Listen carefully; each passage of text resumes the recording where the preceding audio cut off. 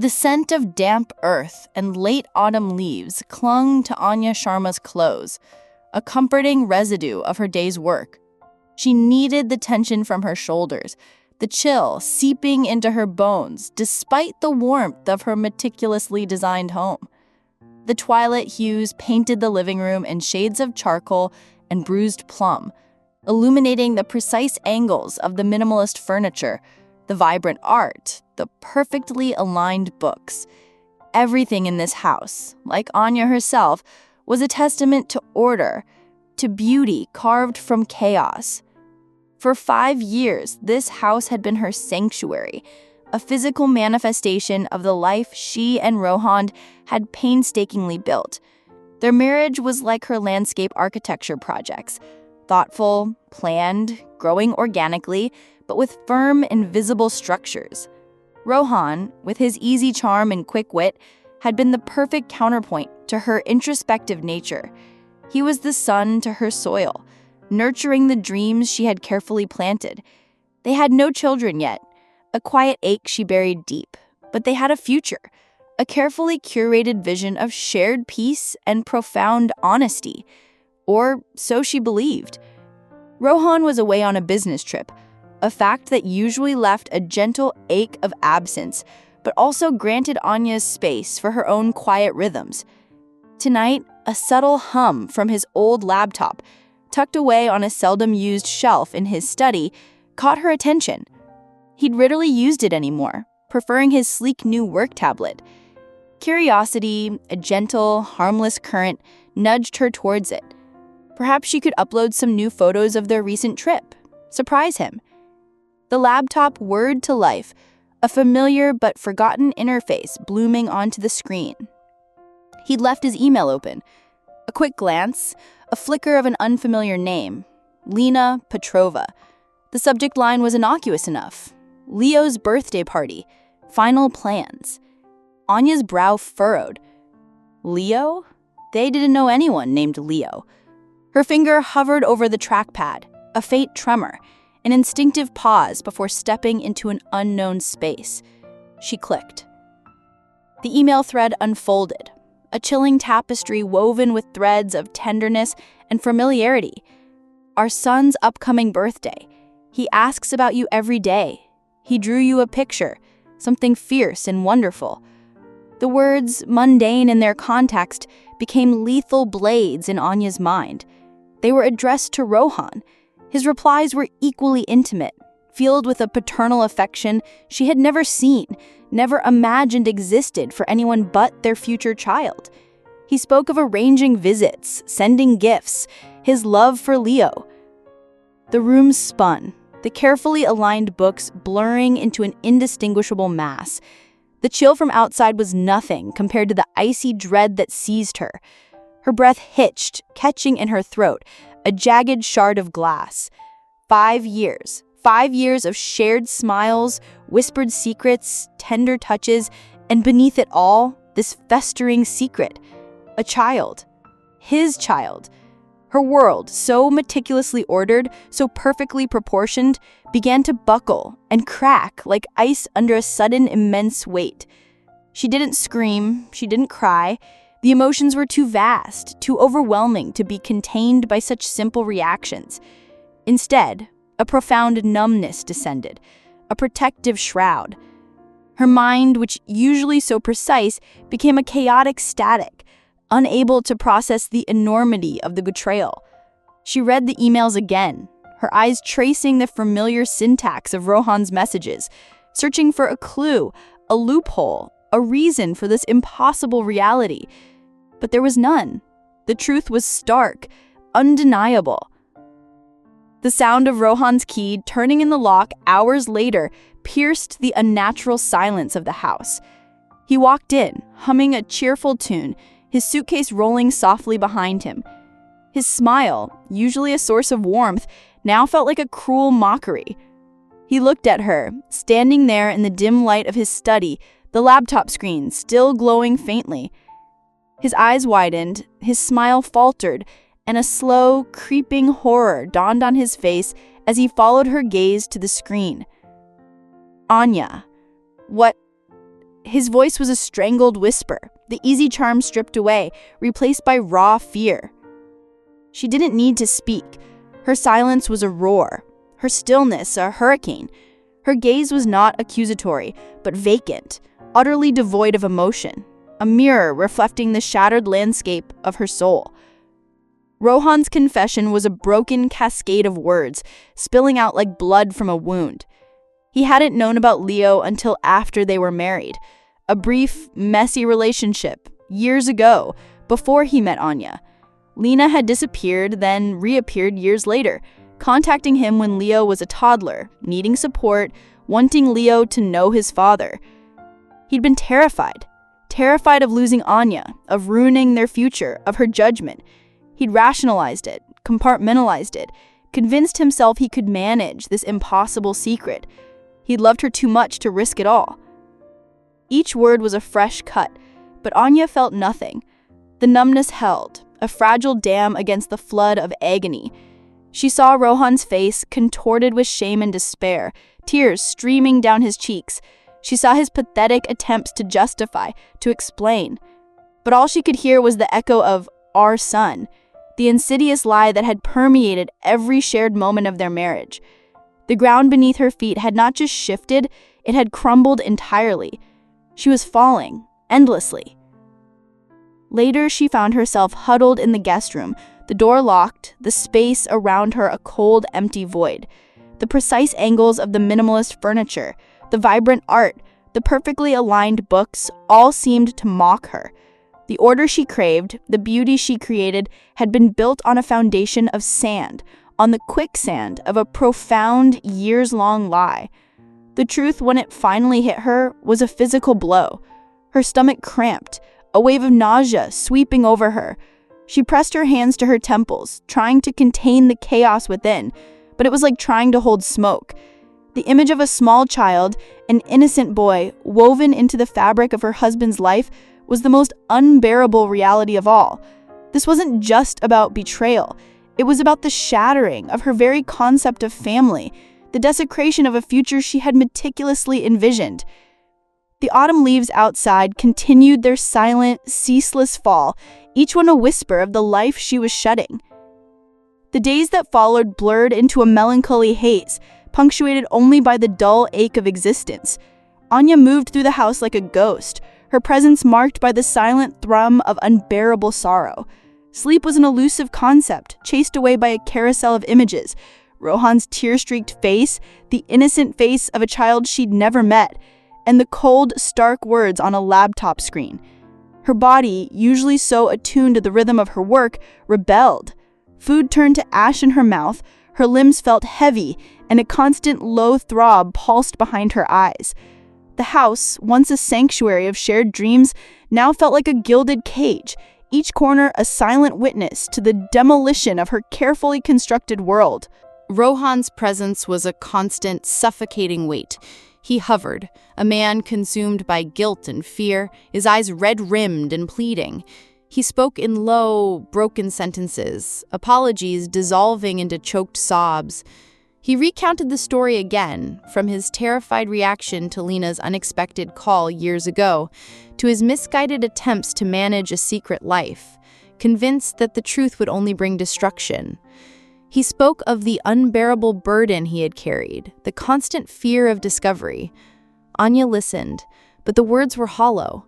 She saw his pain, recognized its authenticity, but it felt irrelevant against the vastness of her own desolation. His suffering was a consequence of his choice, hers an undeserved torment. Why, Rohan? Why couldn't you tell me? The question was a low rasp, barely audible, yet it held the weight of 1,000 unspoken accusations. Her gaze was not one of anger, but of bewildered sorrow, a desperate search for reason in the wreckage. He crumbled. I was so afraid, Anya, afraid of losing you, afraid of your judgment. I thought I could protect you from this. I thought if you never knew, it wouldn't hurt you. The words felt like a cruel twist of the knife. Protect her. He had not protected her. He had built their marriage on a foundation of quicksand, and now she was sinking, slowly, irrevocably. The truth had not just hurt her, It had annihilated her perception of reality. Priya, her best friend, arrived like a beacon in the oppressive gloom. She didn't offer platitudes or easy comfort. She simply sat with Anya, her presence a solid anchor in the swirling chaos. She brought her a bowl of warm soup, held her hand, and listened as Anya, in fragmented bursts, recounted the story. Priya's eyes, usually so vibrant, were filled with a quiet fury, but she held it back, knowing Anya needed empathy, not validation of her anger. "You don't have to carry this alone, An."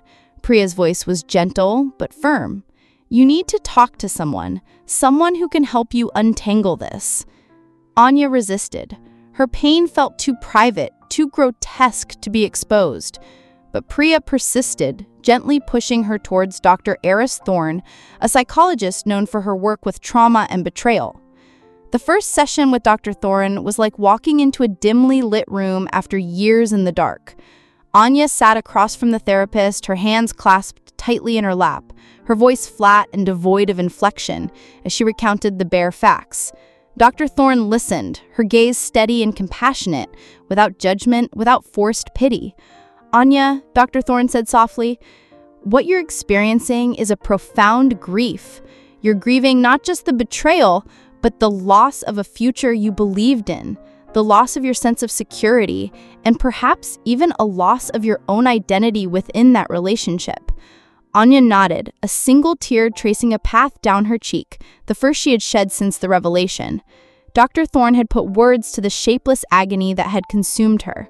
The house, the marriage, the shared laughter, it all felt like a beautiful, elaborate illusion, and now she was left standing on barren land, the wind whipping through the ruins. "The lie," Anya whispered, her voice cracking. "It's not just about a child. It's about every conversation, every promise, every I love you. Were they real, or were they just part of the performance?" "That's a natural question," Dr. Thorne affirmed. "When trust is shattered at its core, it sends tremors through every aspect of the past. Your mind is trying to reconcile two conflicting realities. This is a crucial part of processing trauma, the cognitive dissonance, the struggle to make sense of what doesn't make sense." The revelation of Leo's existence was the most insidious part of the betrayal. An innocent child, a living, breathing consequence of Rohan's secret life. Anya found herself fixating on him, a phantom presence haunting her thoughts. How old was he? What did he look like? Did he have Rohan's eyes, his smile? The questions were like tiny insects crawling under her skin, burrowing into her consciousness. She felt a profound sense of injustice, not towards the child, but towards the situation. This wasn't just a secret affair. It was a parallel life, a family she had been excluded from, unknowingly. The weight of this secret child, Leo, felt heavier than any personal betrayal.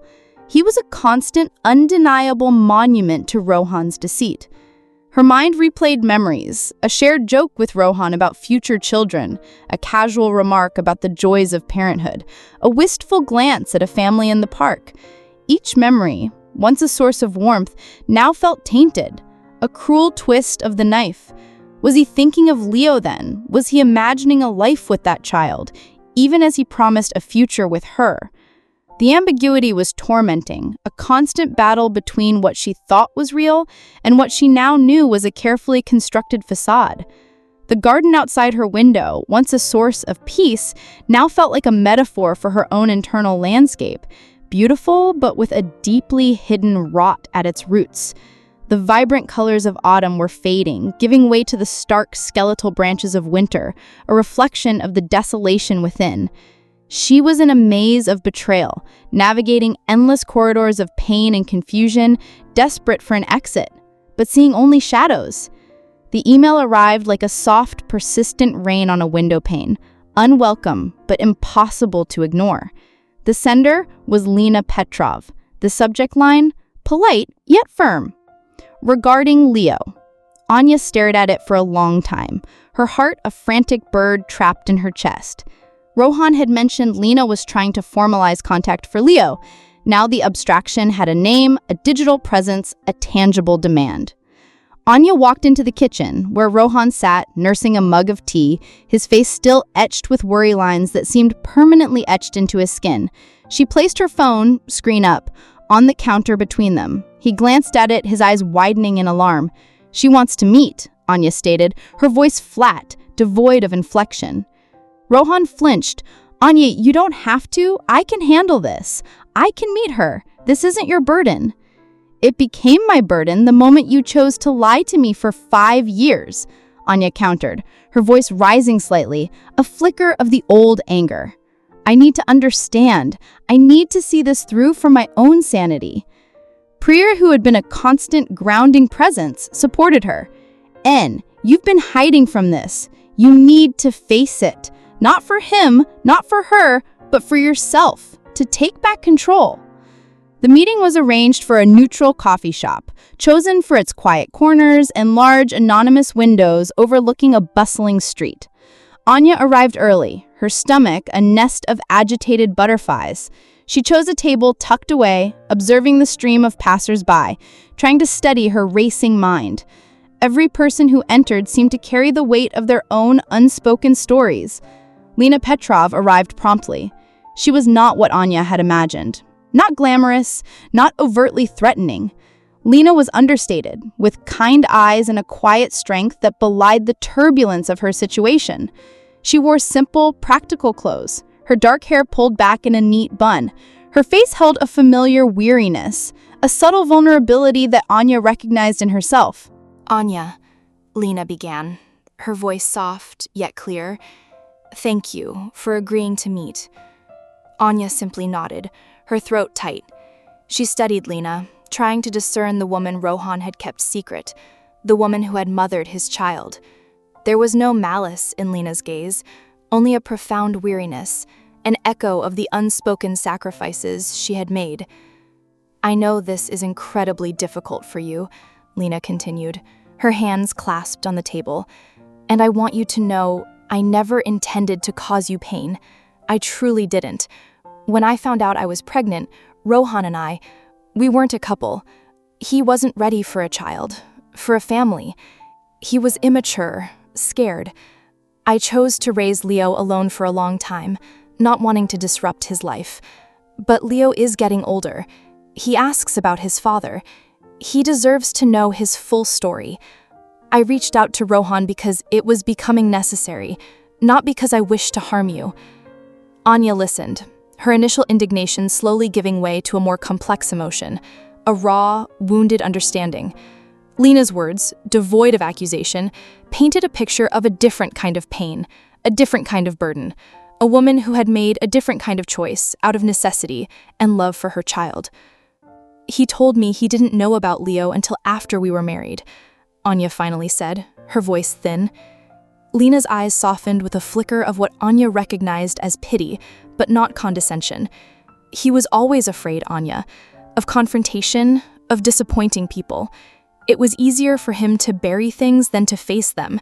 He's a good man in many ways, but he struggles with honesty when it means facing his own flaws."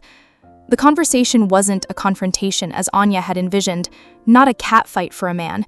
It was a shared exploration of a painful reality, a quiet unraveling of Rohan's character, seen through the lens of two different women who had loved him and been impacted by his inability to tell the truth. Anya felt a strange, unsettling connection to Lena, a shared wound of consequence. Lena didn't want Rohan back. She wanted her son to know his father. The profound clarity of Lena's motivation stripped away Anya's ability to demonize her. Then, Lena pulled out her phone, her expression softening. "He's just around the corner. He's with my mother. I wanted you to see him, Anya, for you to understand that he's just a boy, an innocent." Anya's breath hitched. This was the moment. The abstract, haunting presence would materialize. She hesitated, her body rigid with a mixture of fear and an almost morbid curiosity. But then a quiet strength, fueled by the desire for truth and understanding, pushed her forward. Lena's mother, a kind-faced woman, stood with a small boy holding her hand. He was perhaps 5 or 6 years old, with bright, curious eyes and a shock of sandy brown hair that fell across his forehead. He held a small, worn toy car. His face was open, unburdened. As Anya's gaze met his, a profound silence descended, muffling the sounds of the bustling city. He was an ordinary child, utterly innocent, completely unaware of the maelstrom he had inadvertently caused in their lives. And then Anya saw it. The subtle curve of his nose, the way his dark hair fell, the familiar tilt of his head when he looked up at his grandmother. It was Rohan. It was undeniably Rohan. The undeniable truth, so long abstract and painful, was now a tangible, innocent presence. A wave of something akin to grief, but laced with a strange, aching compassion, washed over Anya. This child was not a weapon. He was not a mistake to be erased. He was a human being, a consequence of choices made long ago, a life that deserved recognition and love. In that singular moment, looking into Leo's guileless eyes, Anya realized the burden was not just on her or Rohan or Lena. It was on all of them to navigate this complex reality with as much grace and empathy as they could muster. The anger, the bitter resentment began to recede, replaced by a profound sadness and the dawning, unsettling recognition that the innocent bore the deepest cuts. The shadows were unveiled, and they were far more complex and human than she had ever imagined. The first glimpse of Leo was a turning point. It wasn't an immediate eradication of pain, but a subtle shift in the landscape of Anya's grief. The anger, once a raging fire, now smoldered, less consuming. The betrayal still festered, but the innocent face of the child forced a recalibration, a differentiation between the act of deceit and its living, blameless consequence. Anya found herself in Dr. Thorne's office, the autumn leaves outside now mostly fallen, leaving the trees stark against a bruised sky. "He's just a boy," Anya murmured, her voice laced with a new kind of sorrow. "He looks so much like Rohan." Dr. Thorne nodded. "The child is separate from the act, Anya. He is a life. Your compassion for him, even amidst your pain, is a sign of your immense inner strength." This understanding was crucial. Anya began to differentiate between Rohan's actions and the identity of Leo. The decision regarding her marriage remained agonizingly unclear. Could she rebuild trust on such shattered ground? Could she ever truly look at Rohan without seeing the years of his deception reflected in his eyes? Rohan, too, was undergoing his own painful process. He continued to express profound remorse, not just for the lie, but for the fundamental flaw in his character that had allowed him to perpetuate it. He began seeing his own therapist, delving into his deep-seated fears of inadequacy and his avoidance of difficult truths. He brought Anya flowers, prepared her favorite meals, offered to do anything, but she noticed a new quality in his efforts, a quiet despair, a resignation to the fact that he might never fully win back her trust, but a determination to try regardless. Anya sought refuge in her work. The meticulously kept garden around her home, once a symbol of her ordered life, now felt confining. She yearned for larger canvases, for projects that demanded her full, analytical attention. She immersed herself in the community garden project she had dreamed of for years, a sprawling, ambitious endeavor to transform a neglected urban lot into a vibrant shared green space. The physical labor was a balm, the planning a necessary distraction. Each plant she chose, each path she laid, was a step towards rebuilding, not just a garden, but herself. Therapy with Dr. Thorne became a space for deep excavation. Anya explored the origins of her fear of betrayal, tracing it back to earlier, subtle emotional manipulations. She learned to identify the subtle cues she had missed, not to blame herself, but to empower herself to establish stronger boundaries. Dr. Thorne helped her distinguish between forgiveness and acceptance.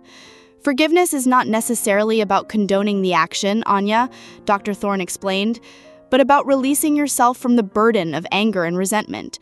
It's a gift you give yourself, not necessarily the other person. Anya began to cautiously engage with Lena regarding Leo. Their conversations were pragmatic, focused on logistics and Leo's needs.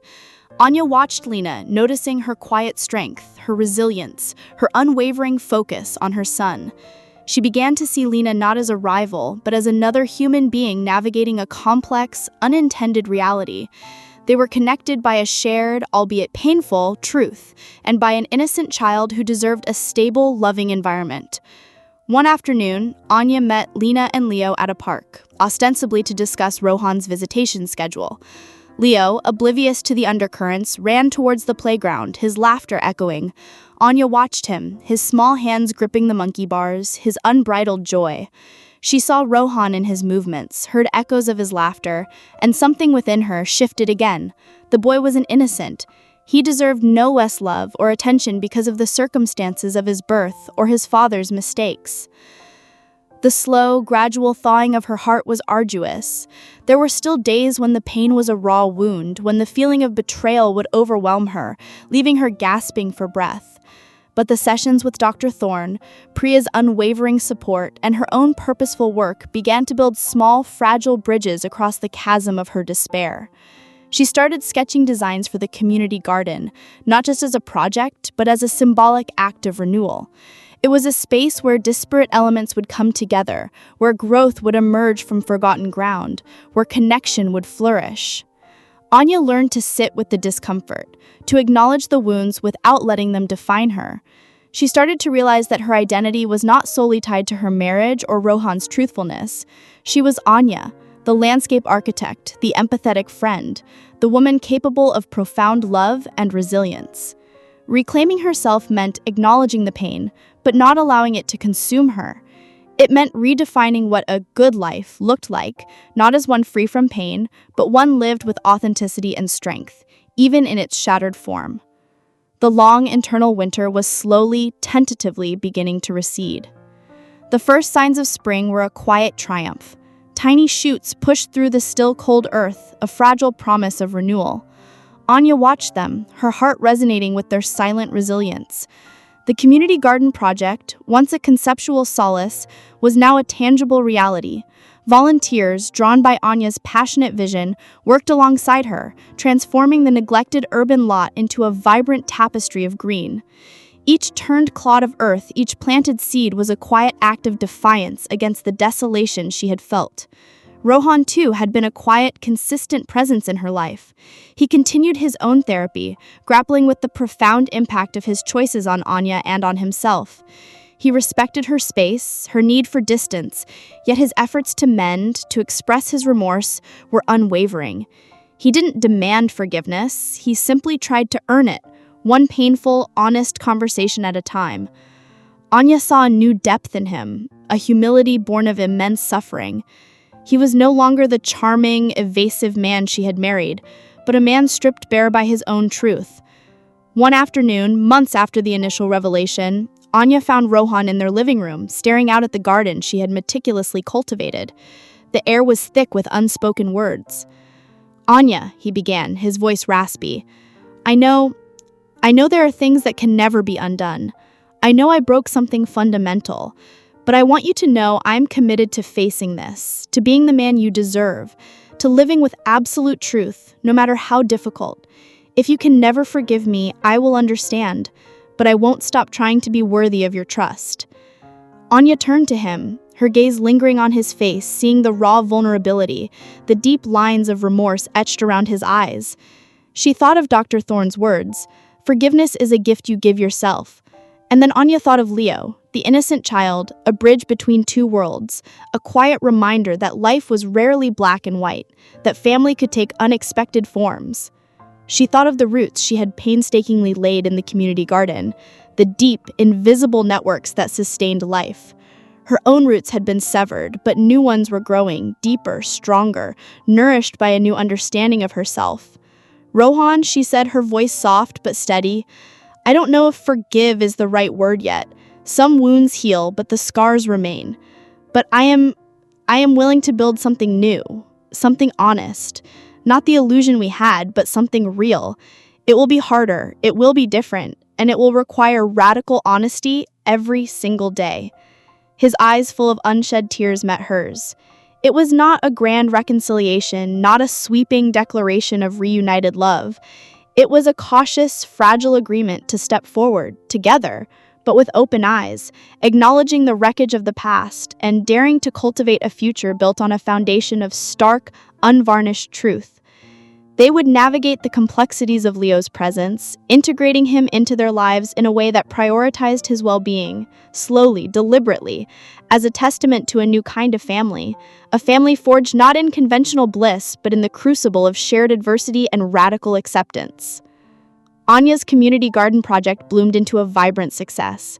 It became a hub of connection, a place where people from all walks of life came together to nurture growth, to share stories, to find common ground amidst their differences. Anya spent more time there than in her own garden, finding a deep sense of purpose in cultivating beauty and fostering connection for others. It was a symbol of her own journey, from a shattered landscape to a space of flourishing life, nurtured by truth and resilience. The true garden, she realized, was within her.